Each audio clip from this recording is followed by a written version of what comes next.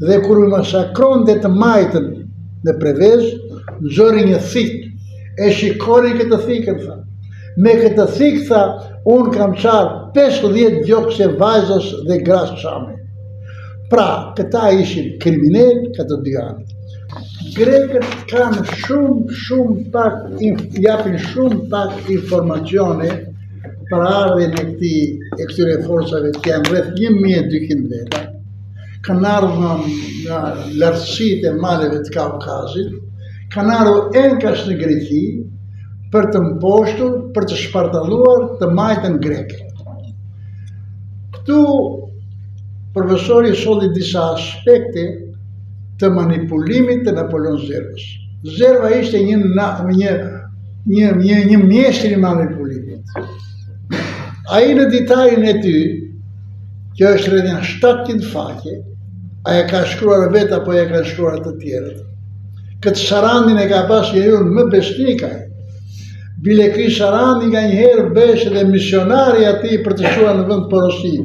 Ky i ka ardhur deri në fshatat e Korçës dhe ka një studim shumë interesant ai për bashkëpunimin e Zervës me belerët e Çamërisë. Pra, solli disa gjëra shumë interesante. Ky Galani, kapiten Galani, që përmendi profesori, është një kriminalet më të mëdhenj të së majtës dhe të së djathtës. Kur forcat e Edeshit pushtoi Pargën me 30 qershor 1924, kapiten Galani ushuat në mënyrën shkenzore me të majtën. Dhe kur u masakronte të majtën në Prevez, nxori një thikë, e shikoni këtë thikën, tha. Me këtë thikë, tha, unë kam qarë 50 gjokse vajzës dhe gras qame.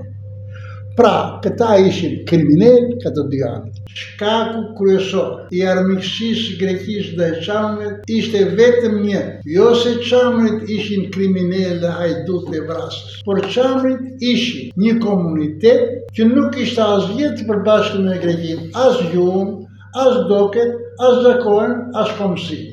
Dhe as fen. As fen, edhe flot.